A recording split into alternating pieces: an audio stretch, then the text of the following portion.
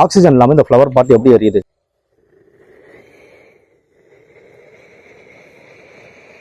ஏன்னா நமக்கு நல்லா தெரியும், ஒரு மெழுகுவர்த்தியை கொளுத்தி வச்சுட்டு அதுக்கு மேலே ஒரு கப்பை போட்டு மூடிட்டோம்னா கொஞ்ச நேரத்தில் அந்த மெழுகுவர்த்தி ஆஃப் ஆகிடும். ஏன்னா உள்ளுக்குள்ள ஆக்சிஜன் குறைஞ்சி போயிடும், ஆஃப் ஆகிடும். அப்போ ஆக்சிஜன் இல்லாமல் நெருப்பு எரியாது. ஆனால் எங்கள் ஊரில் இதுக்கு பேர் புஸ்வானம்னு சொல்லுவோம்.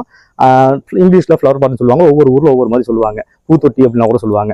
இதை இப்போ அந்த வீடியோவில் பார்த்தீங்கன்னா அதை அப்படியே கவுத்து போட்டுடுறாங்க, பற்ற வச்சுட்டு கவுத்துறாங்க. அப்போ உள்ள ஆக்சிஜன் இருக்காது, ஆனால் அது ஃபுல்லாக எரிஞ்சு தான் அணையுது. எப்படியும் ஆக்சிஜன் இல்லாமல் இது ஒர்க் ஆகுது. இது மட்டும் இல்லை, வெடி இந்த மாதிரி எல்லாமே உள்ளுக்குள்ள சீல்டாக தான் இருக்குது. இதுக்குள்ளே இருக்க வெடி மருந்து வெளியில் உள்ள வளிமண்டலத்தில் உள்ள ஆக்சிஜனோட கனெக்ட் ஆகாமல் ஃபுல்லாக அடைக்கப்பட்டு தான் இருக்குது. அப்போ இந்த ஆக்சிஜன் இல்லாமல் இது எப்படி எரியுது? நாம் இப்போ செஞ்சு பார்ப்போமா?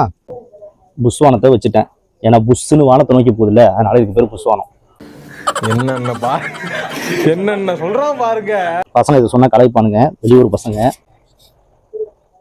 ஒவ்வொரு பேர் இருக்குது.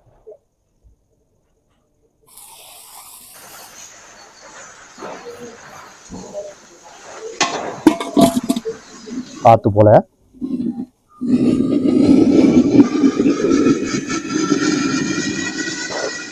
பா மேல செவந்துருச்சுங்க சட்டி.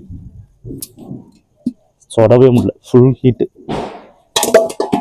பாத்தீங்களா எப்படி இது ஆக்சிஜன் இல்லாமல் எரியுது? ஏன்னா மேலே கவுத்துட்டோம், உள்ள ஆக்சிஜன் கொஞ்ச நேரம் எரிஞ்சதுக்கு அப்புறமே தீந்துரும், ஆனாலும் எரியுது. எப்படி நடக்குது அப்படின்னா, எல்லா வெடியுமே சீல்டா இருக்கு அப்படின்றதுனால உள்ளுக்குள்ளேயே ஆக்சிஜன் ஏற்றிகள், ஆக்சிடைசர்னு சொல்லுவோம், அதை வச்சுதான் தயாரிக்கப்படுது. பொதுவாக இப்போ வெடிமருந்துகள் நீங்க பாக்குறதுல ஒரு 75% பொட்டாசியம் நைட்ரேட் தான் இருக்கும். இந்த பொட்டாசியம் நைட்ரேட் தான் ஆக்சிஜனேட்டரி, ஆக்சிடைசரே. பொதுவாக இந்த வெடிமருந்தை எரிய வைக்கிறதுல ஃபியூயல்னு ஒன்று இருக்கும்ல, எரிபொருள்னு ஒன்று இருக்கும்ல, அதுக்கு தான் சார்கோல், கார்பன் இல்லைன்னா சல்ஃபர், இது ரெண்டுத்தையுமே யூஸ் பண்ணுவாங்க. நீங்க இந்த மாதிரி ஒரு புஷ்வானத்தையோ ஒரு வெடியையோ பற்ற வைக்கும் போது ஒரு ஹீட் எனர்ஜி கிரியேட் பண்றீங்க. அந்த ஹீட்டு உள்ள போயிட்டு முதல்ல அங்க இருக்கக்கூடிய அந்த பொட்டாசியம் நைட்ரேட்டை ஹீட் பண்ணும். அந்த சூடு பொட்டாசியம் நைட்ரேட்டை டீகே ஆக வைக்கும், டீகம்போஸ் ஆக வைக்கும்.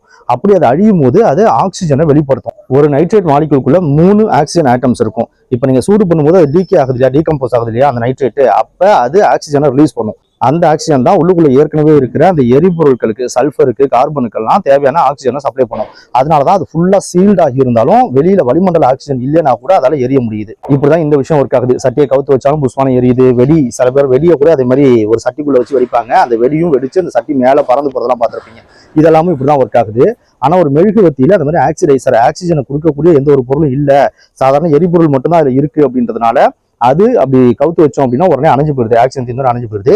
இதுக்குள்ள ஆக்சிஜனை கொடுக்கக்கூடிய பொருட்களும் இருக்கு, ஆக்சிடைசர்ஸும் இருக்கு அப்படின்றதுனால எரிபொருள், ஆக்சிஜன். இப்போ பொதுவாக ஒரு பொருள் எரியணும் அப்படின்னா எரிபொருளும் தேவை, ஆக்சிஜனும் தேவை. ஸோ எரிபொருள் இருக்கு, ஆக்சிஜன் இருக்கு, கொஞ்சோண்டு ஹீட்டை நம்ம வச்சோன்னே அது பத்தி எரிய ஆரம்பிச்சிருது.